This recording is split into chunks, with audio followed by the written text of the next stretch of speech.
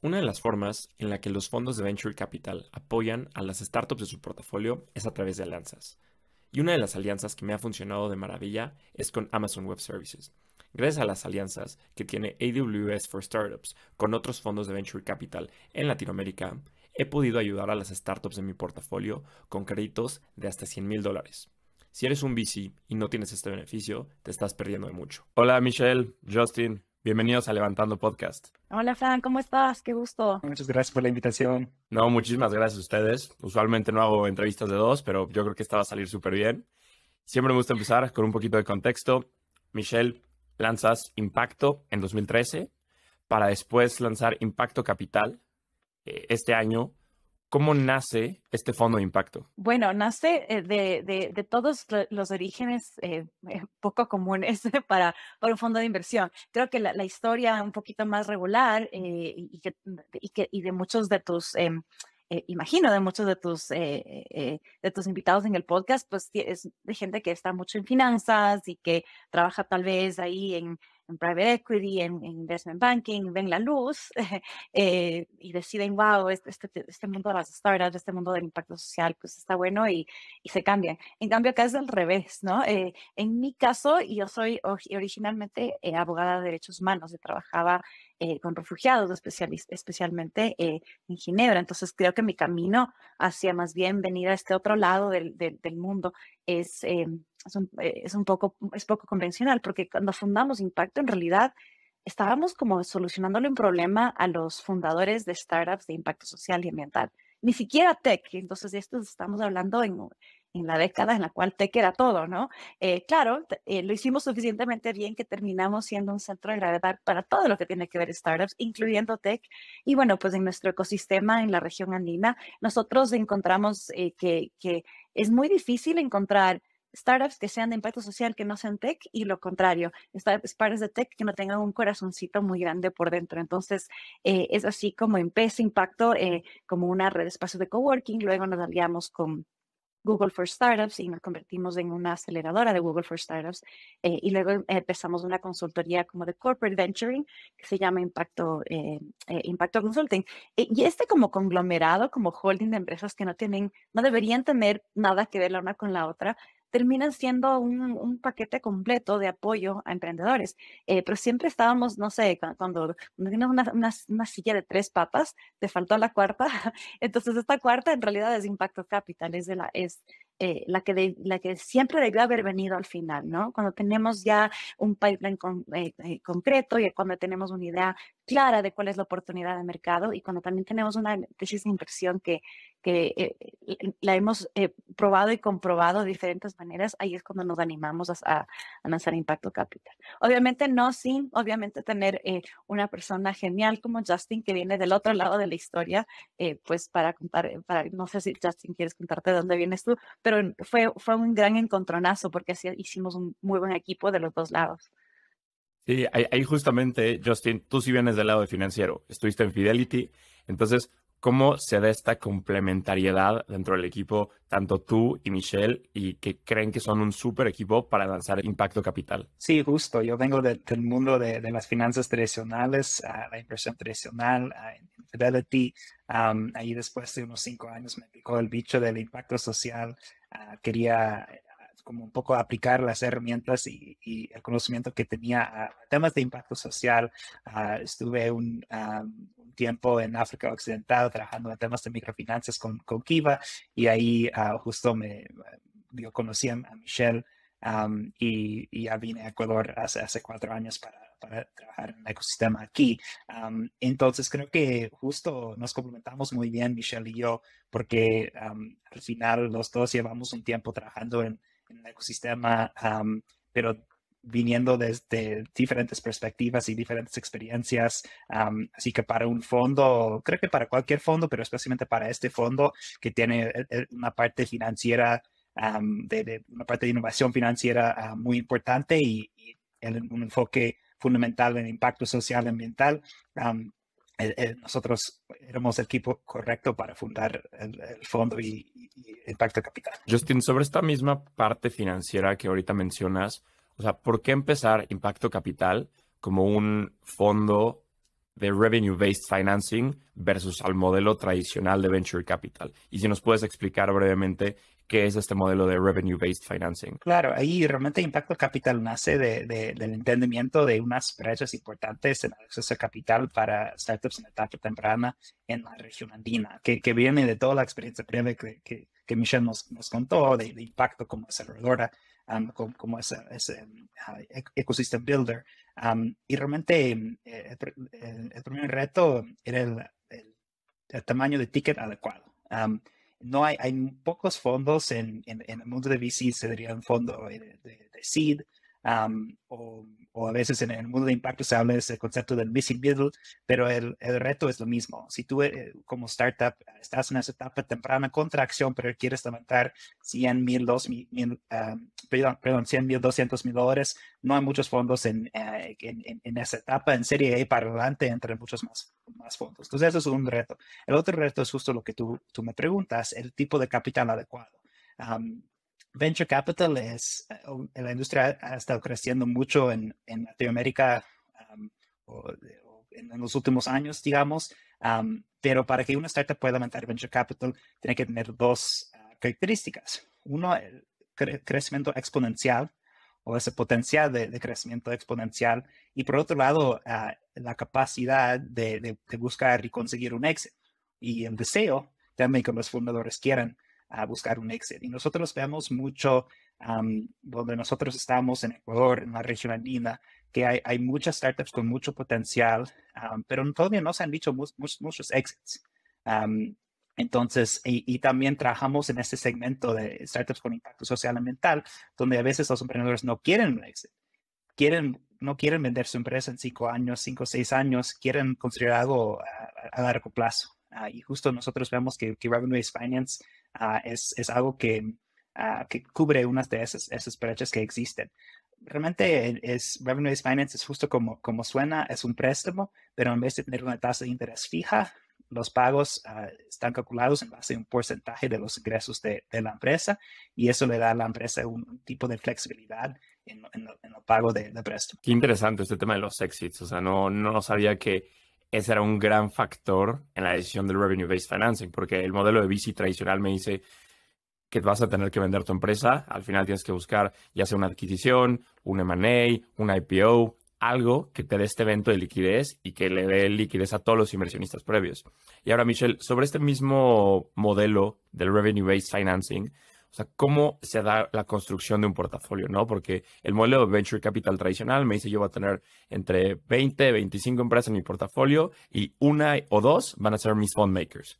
¿Ustedes cómo hacen una construcción de portafolio con este fondo de $2 millones? O sea, ¿qué es lo que buscan de cada startup? O sea, digamos que sea parejo o no siguen este power law de VC. O sea, ¿cómo funciona? Y creo que para explicarte más sobre cómo se construye este portafolio, creo que es importante un poquito hacer una de construcción de la narrativa macro de cómo funciona un portafolio en venture, porque bueno, claro, como tú decías, no hay mucha gente que de repente es como que, pues claro, ¿no? O sea, hay que plantearse, ¿quieres vender tu empresa algún día? Y hay mucha gente que te responde y dice, no, jamás, jamás, jamás. Entonces, estás conversando con la gente que no es adecuada. Entonces, creo que generalmente la primera pregunta que yo haría es esa, ¿no? Estoy hablando con un fundador y plantearle, mira, tú ves esta empresa en tus manos en 20 años o la ves en manos de alguien más. Y creo que eso eso en realidad lo define como principio si entras en nuestro portafolio. Obviamente nos estamos tomando menores riesgos, son empresas que tienen, que son cash flow positive, que tienen un buen potencial de crecer en revenue. Entonces, los indicadores en los que te enfocas son muy distintos. Creo que ahora está muy de moda para muchos fondos de venture enfocarse mucho en revenue, enfocarse mucho en dónde estás facturando, de dónde sale el dinero, cuando tal vez hace un año, pues era muy poco popular hacer esa pregunta. Nosotros, en cambio, empezamos con esa pregunta, ¿no? Entonces, tú eres una empresa un poco más, digamos, tradicional, pero por ser tradicional no lo sentimos de aburrido para nada. En realidad, vemos una oportunidad enorme para que el revenue-based finance como le dé la vuelta hacia dónde se está yendo la empresa, ¿no? Tal vez, bueno, cómo construimos nuestro portafolio? Te puedo hablar un poco de nuestro portafolio ideal. Nuestro portafolio ideal sí debería ser diverso, no por temas solamente de principios, sino porque también de nuestros colegas, no solamente en Revenue-Based Finance, pero sí en el mundo de inversión de impacto, nos comparten, las estadísticas son alucinantes de lo bien que les da cuando invierten en fondos que tienen al menos una fundadora mujer o un fundador o fundadora que tenga alguna perspectiva particular de diversidad. Esto funciona bastante bien en mercados pequeños como los nuestros también, en los cuales hay, tú sabes, ¿no? América Latina vivimos en una burbuja y tal vez alguien te puede haber dicho, mira, eso en ese barrio nunca funcionaría, pero porque no tienes nadie que vive en esos barrios, pues nunca lo supiste y entonces manejamos el riesgo más de esa manera. También obviamente nos enfocamos o sea, también, bueno, también obviamente por eso tenemos este abanico en el cual nos estamos abriendo para opciones. Somos como un poquito industry agnostic, sí tenemos 5 industrias en las que queremos enfocarnos porque tenemos algo de conocimiento y vemos mucho más potencial, pero para nosotros el que tengas buen revenue es un plus. No sé, Justin, quisieras complementar algo más sobre cómo estamos construyendo. Claro, y creo que otro punto aquí sobre el tipo de empresa, justo se me vino a la mente una anécdota que yo estuve trabajando justo apoyando a un fundador, un muy buen founder, muy buena startup, estaban más o menos 2 millones en ARR, y él estaba en conversaciones con VCs y la parte que le faltaba era como los VCs no creían que podía llegar a 100 millones en ingresos. O sea que no, y que justo muchos fondos por los economics del fondo necesitan buscar unicornios y por lo general dicen ya 10,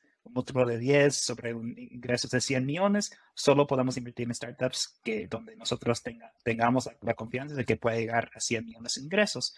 Pero él estaba en 2 millones, o sea, realmente debe haber una manera de invertir en ese tipo de empresa. Él fácilmente podía llegar a 20, 50 millones, tal vez 100 sí tenía que aumentar su negocio, pero eso es como un ejemplo de ese tipo de empresa que nosotros estamos buscando, que tal vez le cueste llegar a un VC por ese tipo de cálculo, pero tienen un crecimiento interesante y Revenue-Based Finance funciona bien ahí.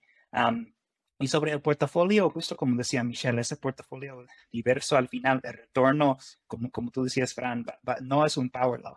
Nosotros, un portafolio ideal no tendrían muchas pérdidas, siempre van a haber unas, pero nosotros tampoco deberíamos tener pérdidas totales porque la empresa nos va pagando, o sea, al final es un préstamo, entonces si la empresa fracasa después de 2, 3 años, nosotros habremos recuperado una parte de la inversión, pero también nosotros tenemos un techo sobre la inversión, entonces no vamos a tener esas empresas, startups de 100x, sino un portafolio más equilibrado con retornos interesantes, más moderados en esos portafolios de más o menos 15 startups en las que queremos invertir. Claro, es un modelo totalmente distinto al de VC, que no, justo como decías, no es power law y buscas tu outlier, tu atípico que te regrese el fondo, sino más estable. Y sobre el fondo, o sea, ustedes levantan capital. Levantaron $2 millones recientemente. ¿Qué tipo de LPs son los que tienen ustedes? O sea, igual, comparando con Venture Capital, los LPs tradicionales, tienes High Net Worth Individuals, institucionales, Family Office, etcétera, es inversión en capital. ¿Ustedes levantan en capital o en deuda? ¿Y qué tipos de inversionistas son los que tienen el fondo? Bueno, nosotros estamos levantando en capital y eso es algo de lo que estamos muy orgullosos, ¿no? Y creo que también viene tal vez de esa combinación que tenemos Justin y yo de saber lo que es mainstream y yo también venir de un mundo un poco fuera del mainstream y preguntar por qué no, ¿no? Entonces, lo que tenemos nuestro primer perfil y los primeros que creyeron en nosotros fueron empresarios, ni siquiera super high net worth, tal vez high net worth, pero ejecutivos que se estaban preguntando a sí mismos cómo hago para llevar mi capital no solamente a donde pienso que se va a ir las ganancias, sino a donde yo quisiera construir un futuro. Y creo que tú vas a encontrar que en la región andina hay muchos ejecutivos empresariales que tienen su corazoncito muy bien puesto en la geografía en la que viven. Entonces, para ellos decir, mira, invertir en un fondo que va a quedarse aquí para invertir en la siguiente generación de empresarios, pues es muy inspirador para ellos y eso es como un perfil que tenemos. Y eso ha sido lindísimo, un honor poder también, no sé, tener estas conversaciones largas, ¿no? Estos dos pitch no son cortos, son conversaciones largas de 1 hora y media, luego seguido de un pequeño mini class de qué es VC y por qué no somos VC, porque a la final tenemos que ir también construyendo esas narrativas de aquí localmente, ¿no? Entonces, en ese sentido, tenemos nuestro primer approach fue pues ir a tocar puertas como vendedores de aspiradoras, pero con muchas ganas de ir construyendo ese movimiento. Y cuando tuvimos un primer core, empezamos también allá a conversar hay un par de fondos que tienen una especialización en lo que dicen quirky funds, ¿no?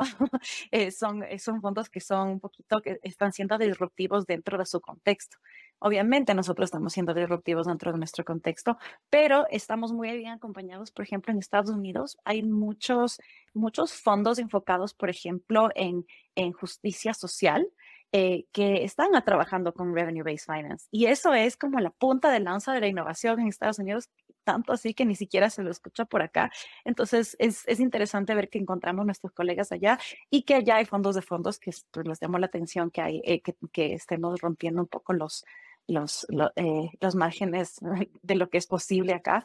Y el último, que son fundaciones, bueno, son family offices, pero de fundaciones, ¿no? De impacto.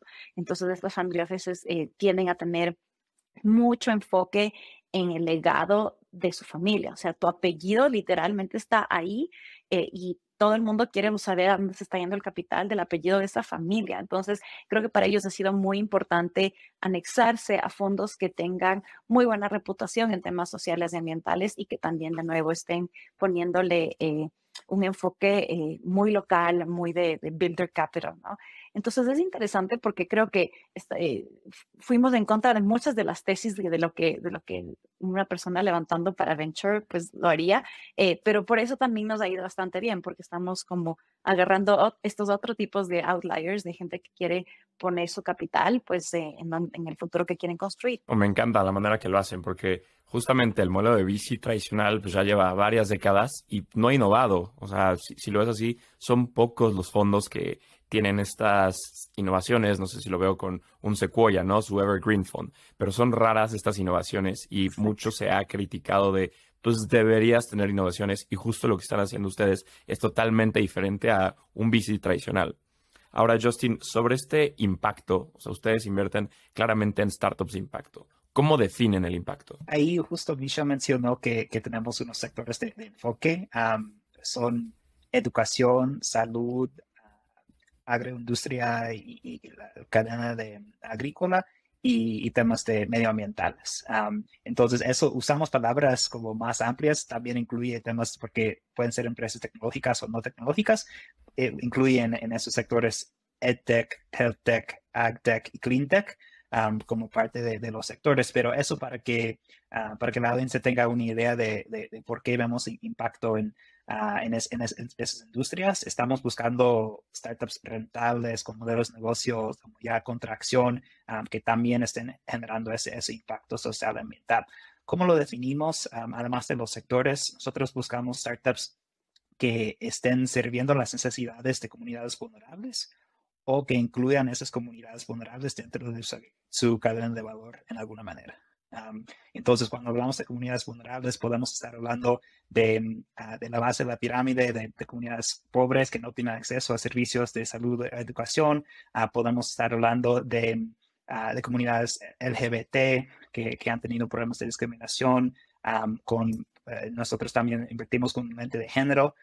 Eso quiere decir que estamos siempre buscando promover la equidad de género a través del fondo. Entonces hay modelos interesantes ahí. Y obviamente ponemos el tema de cambio climático y el tema de impacto ambiental. Es otra categoría, pero es cada vez más importante y hay startups con innovaciones muy interesantes en ese sector. Michelle, un VC normal busca en las startups que le invierte y dice mucho sobre el equipo, ¿no? Es el equipo, o sea, team y TAM, equipo y mercado. O sea, ustedes... ¿Cómo hacen este assessment sobre las empresas en las que invierten? Claramente el revenue es un indicador muy grande porque son revenue-based financing, pero ¿qué otras cualidades? O sea, Justin mencionaba ahorita justo el tema de industria, que sean diversos, pero más hacia soft skill del equipo y en qué otras cualidades de las empresas o características se basan antes de decidir si invertir o no. Eso creo que, o sea, le estás pegando en el ojo porque es una de las preguntas que más nos han levantado, ¿no? Colegas también en este mundo.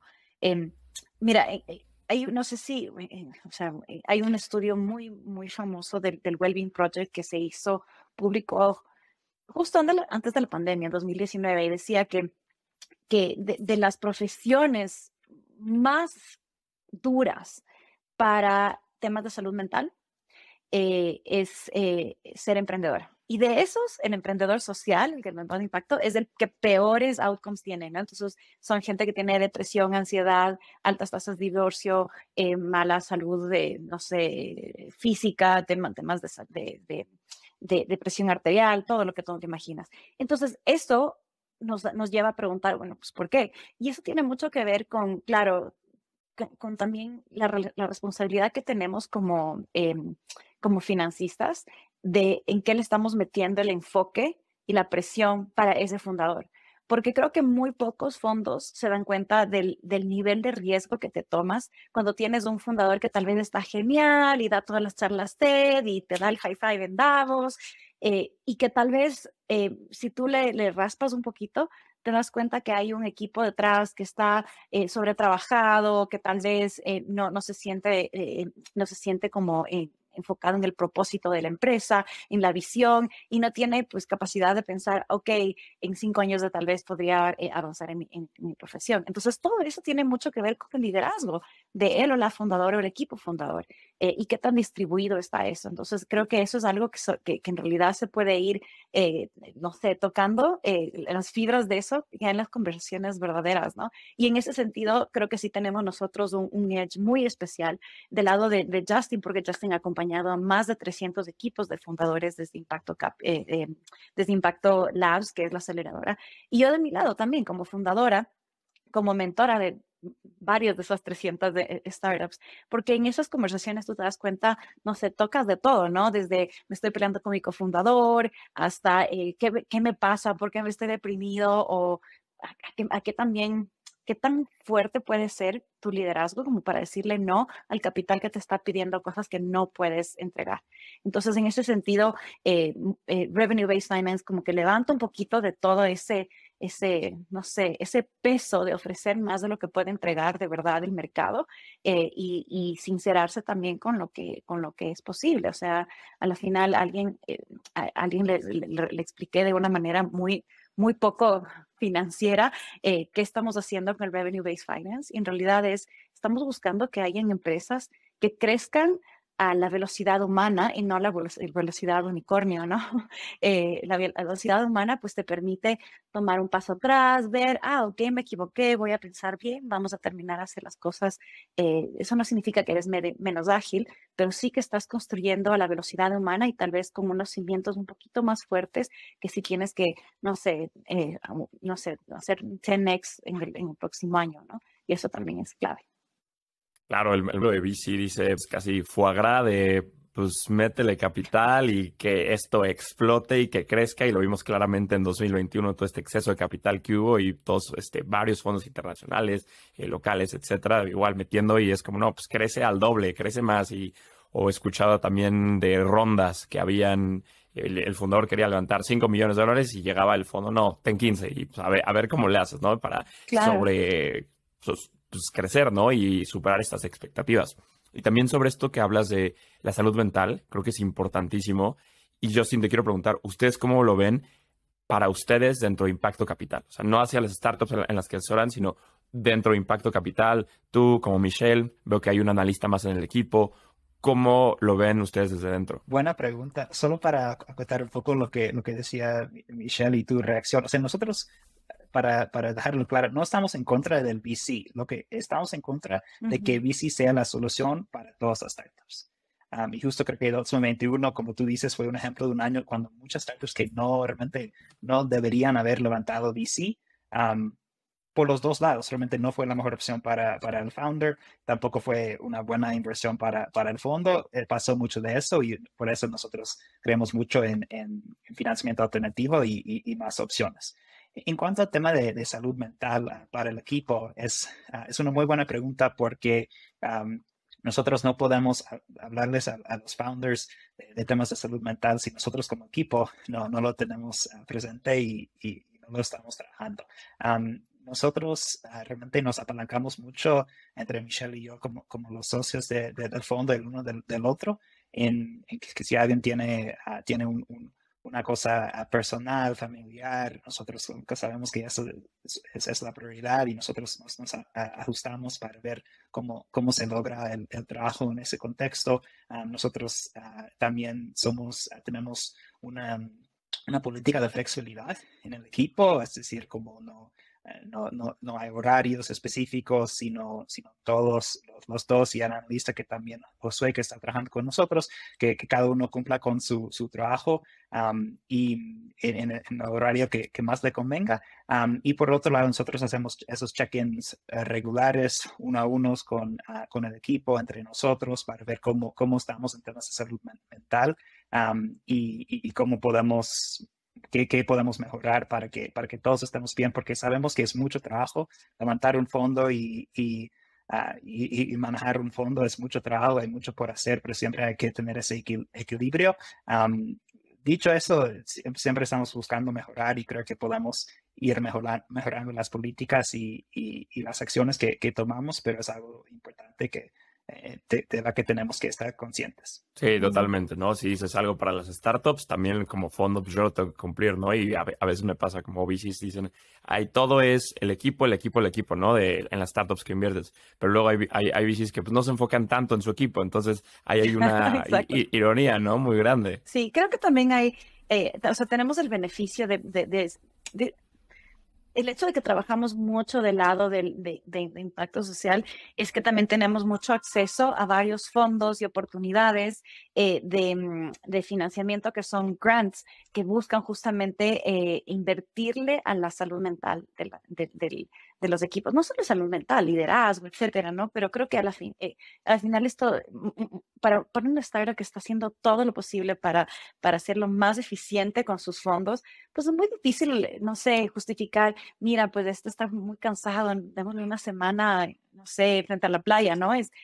Se siente un poquito como, no sé, difícil de justificar, pero por eso mismo nosotros tenemos este acceso a una red muy amplia de becas, de financiamientos, etcétera, y de programas que te permiten tener, por ejemplo, un coach. Ser coachable, pues viene de tener un coach a veces, ¿no? O tener acceso a terapia o simplemente decir, mira, te estás ejercitándote, ¿cómo va eso, no? Pero más allá de eso, creo que toda una industria que quiere hacerte pensar que el tema de la salud mental es algo muy complejo y tampoco es todo nuestra responsabilidad. Hay cosas que pues no se nos escapan, tendrán que ver con su familia, pero de nuestra responsabilidad es tener las conversaciones duras lo más rápido posible al inicio de la relación, ¿no? Entonces, como te decía, ¿no? De verdad plantearle al fundador, a la fundadora, ¿dónde quieres que esto se vea en 10 años? ¿No? Y si no puedes tener esa respuesta y sobre todo si esa respuesta no te aclara si va a ser tuyo o no, entonces tenemos que tener una conversación más profunda y ver que esa conversación pues obviamente esté extrapolada también al equipo, que el equipo crea en esa visión. Sobre la visión. Y ahora les volteo a la pregunta. Justin, ¿cómo ven a Impacto Capital dentro de 10 años? Y nosotros realmente estamos muy emocionados por lo que viene después de hacer el primer cierre de este primer fondo. Desde el primer paso, obviamente había mucho trabajo previo en llegar a este hito importante para nosotros, pero nosotros estamos promoviendo estos temas que decimos más que nada financiamiento alternativo en la región. Nosotros vamos a levantar siguientes fondos y veremos un poco el enfoque de esos fondos específicos y la tesis, pero nuestra visión es crear un gestor de fondos para la región, un gestor de fondos de impacto social, que siempre será un tema fundamental. Y mientras más activos estemos gestionando, mientras más inversiones hagamos, más impacto podremos tener en el ecosistema, en los founders y más que nada que esas startups, esa nueva generación de startups que a veces decimos, porque cada vez más los founders están pensando en temas de impacto social y ambiental, el mundo va hacia ahí. Queremos que haya más de ese tipo de empresas y que crezcan y que impacten a más de sus beneficiarios y beneficiarias. Solo para añadir, creo que no vamos a llegar allá solos, creo que eso es súper claro también para nosotros. Y vamos a tener que continuar generando alianzas. Encontramos que hay mucho capital que está solo sentado ahí buscando generar un impacto específicamente en América Latina. Y ahora que estamos ya tocando puertas más globales, más internacionales, nos encontramos que está listo para ser gestionado. Una de las grandes alianzas que empezamos antes de cerrar el fondo incluso es con Kiva. Ellos generalmente hacían microcréditos a, no sé, la señora que se compra la bicicleta para vender más empanadas, qué sé yo. Y esos son geniales fondos de microcrédito, pero también están haciendo esta nueva línea de créditos a empresas de impacto social y ambiental.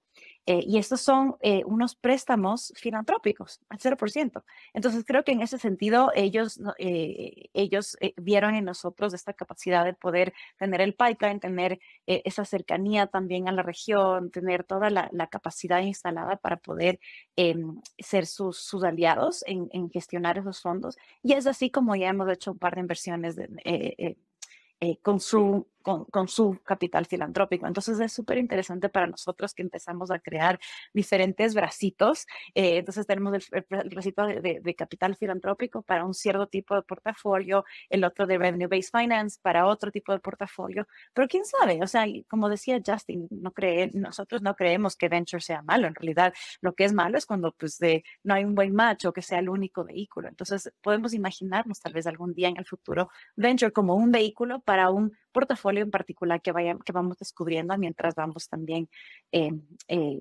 firmando los cheques de este primer fondo. Totalmente, o sea, no todas las empresas son VC backable y ustedes al hacer este tipo de fondo hacen que haya muchas más alternativas en el mercado para empresas que pues no necesitan un VC backable que necesite capital y que siga el camino tradicional, sino necesita cierto tipo de préstamo y entonces que se enfoque a sus necesidades. Y como decían ustedes, tener uno para filantrópico, eventualmente, no sé, tal vez algo más ya hacia venture en el futuro, pero sí, está súper interesante.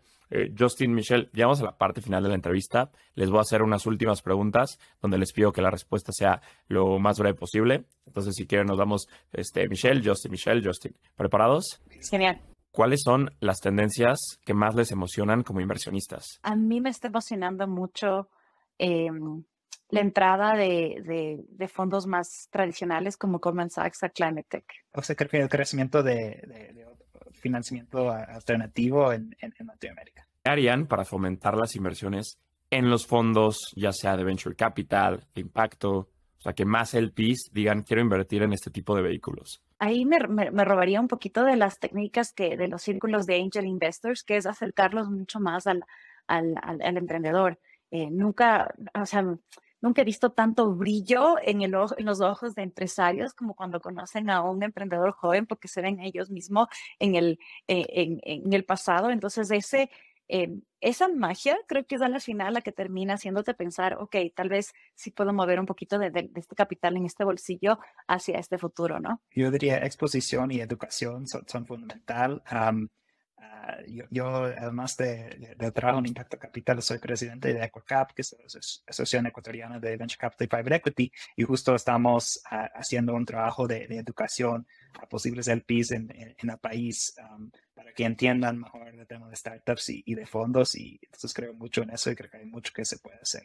¿Generalistas o especialistas? Generalista. Claro, siempre buscándome buenos amigos especialistas y siempre teniendo esas conversaciones fascinantes y profundas, pero de mi lado, Generalista. Y por último, ¿qué consejo le darían a un first-time fund manager? Creo que el mundo de fund managers es tal vez uno de esos mundos muy similar tal vez que me imagino no sé, al fútbol profesional, que es que cuando llegas no te la crees, ¿no? Entonces Sí, mi consejo es créetela, o sea, tú perteneces ahí. Nosotros todavía somos first time fund managers y muy recientemente, entonces no sé si tengamos realmente el derecho de darles consejos, pero hasta el punto en el que hemos llegado, creo que tener paciencia y perseverancia es fundamental. Michelle, Justin, disfruté muchísimo platicar con ustedes. Muchísimas felicidades por lo que han hecho con Impacto y ahora Impacto Capital.